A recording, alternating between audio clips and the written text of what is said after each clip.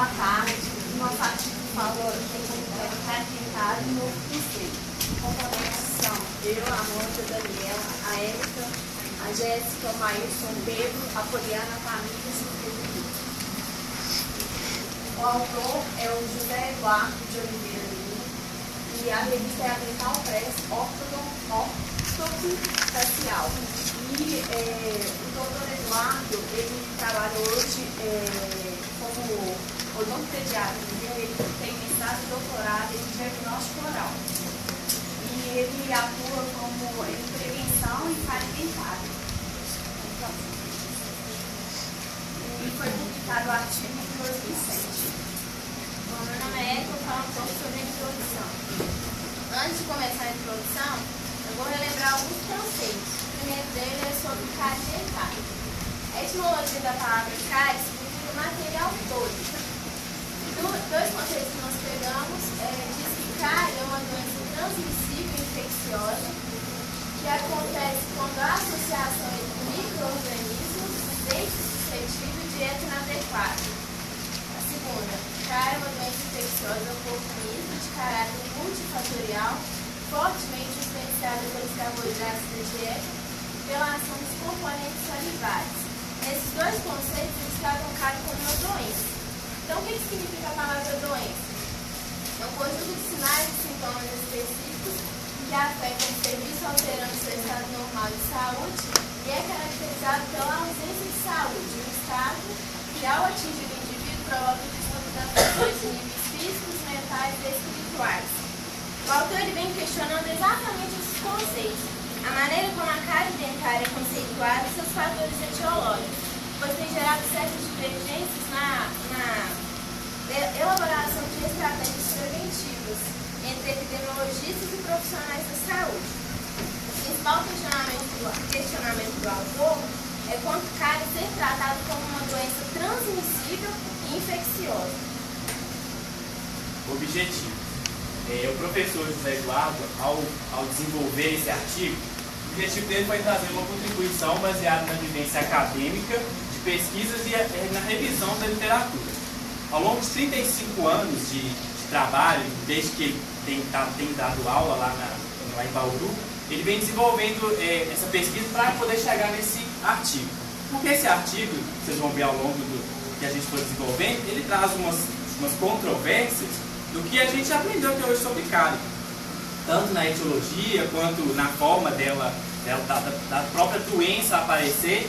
E aí ele fez isso a partir dos estudos dele e também a partir de revisão de literatura de tudo aquilo que já tinha sido falado e feito até hoje sobre cárie. Então é um artigo bastante polêmico e que causa realmente controvérsias no que diz respeito à cariologia. Não passa não, muito bom. Com isso chegaram a uma interpretação que permita um raciocínio lógico do conceito de cárie e dos fatores envolvidos em sua etiologia, a fim de chegar ao mais próximo possível da realidade. Porque, igual eu falei, muito já foi dito até hoje sobre cárie.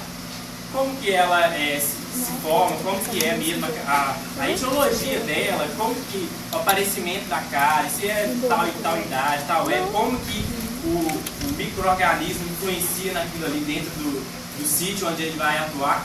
Então, esse artigo, ao final dele, eu acho, a gente acha que vai gerar algumas perguntas, alguns questionamentos, mas que se a gente não souber passar para vocês aqui agora, a gente vai pedir ao professor, mas à medida que a gente está preparado, a gente vai saber falar. Com relação à metodologia, o professor José Eduardo ele fez uma revisão de literatura. Então, ele se baseou na observação e ele colheu dados e fez relato de casos. A intenção dele foi trazer uma ampla discussão, ele quis ampliar os horizontes. Então não é aquilo que foi imposto. Então, na verdade, ele busca que a gente questione. Por isso aquela frase, nenhum indivíduo é imune, e sim isento de cárie dentária, enquanto o processo de desmineralização e remineralização estiver em equilíbrio. Então, ele, para poder chegar à conclusão, ele entrou em discussão com 3 trabalhos de Kills, Neutron e Fenderskov. Ele, para poder tentar discutir a correlação entre a etiologia da cárie.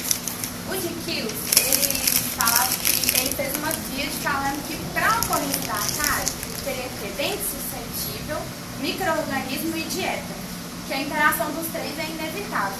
Só que ele chegou à conclusão que a interação dos três ia determinar o biofilme e não a cárie. No caso do Neumann, ele falou que nessa tríade de Kills, ele incluiu o tempo. Ele falou que a cárie ela é um processo crônico e que o tempo só não é relevante quando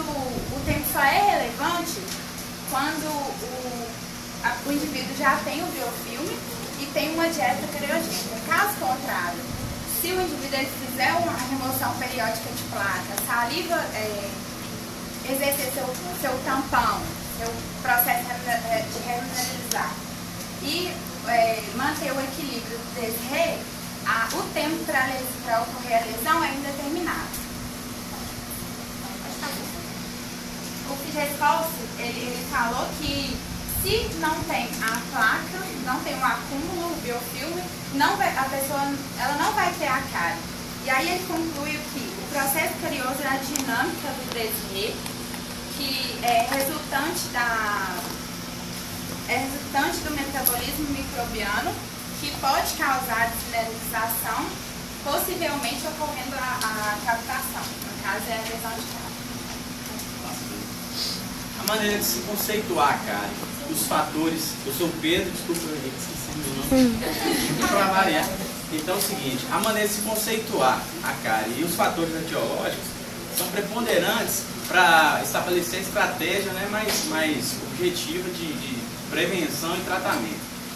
É universalmente aceito que a cárie é uma doença multifatorial, infecciosa, transmissível e dieta dependente, causando a desmineralização do dente. Entretanto, mesmo com esses fatores, ainda geram muitas controvérsias, como o próprio Marius falou. Então, com essas controvérsias, a gente fica assim, aliás, os estudiosos ficam na dúvida qual a maneira mais correta de se controlar a cárie, porque até hoje só se controlou, se diminuiu a cárie e não se conseguiu ainda erradicá-la. Então, diante disso, gera esse raciocínio. Ou, na verdade, não se conseguiu ainda traduzir os achados científicos, né, para poder fazer o trabalho de maneira mais eficiente, ou, na verdade, a cárie ainda não tem um conceito definido. Então, gerando essa dúvida para a gente ainda, eu deixo a pergunta: a cárie é ou não é uma doença infecto-contagiosa? A Daniela vai responder para vocês. Meu nome é Daniela. Então, portanto, a gente pode concluir que o autor ele defende a ideia de que a desmineralização ela só deve ser considerada como cárie se ela for irreversível, entendeu? E o autor ele fala que essa desmineralização ela é provocada pelo metabolismo, pela ingestão de dieta cariogênica. E essa desmineralização ela se torna uma lesão de cárie quando ela começa a gritar. Quando essa desmineralização ela é irreversível, ela não consegue, mesmo a saliva sendo o funcionamento tampão, ela não consegue estar remineralizando. O autor ele defende que mesmo você tendo um controle da placa, retirando a placa, mas a dieta sendo a mesma, sendo sempre frequente, sempre ingerindo muita dieta cariogênica, sempre vai haver essa placa, essa formação de placa e a desmineralização. O autor ele fala também desse artigo que, sendo assim, a cárie ela pode estar numa fase mais avançada, onde ela vai degradar o esmalte e ela pode chegar a atingir a dentina.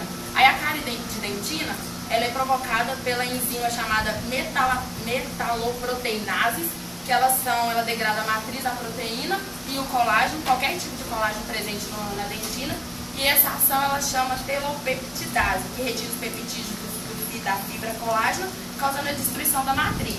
Então, sendo assim, são alguns fatores que interferem direto ou indiretamente no reequilíbrio desse fenômeno de Desiré, que é o que a Paula explicou, e essas estratégias são preventivas, que são o fator de saliva, imunologia, os fatores socioeconômicos, a fluoroterapia e os fatores sociais e econômicos. Eu sou o Pedro Henrique, falando um pouco da conclusão, o autor ele aborda o fato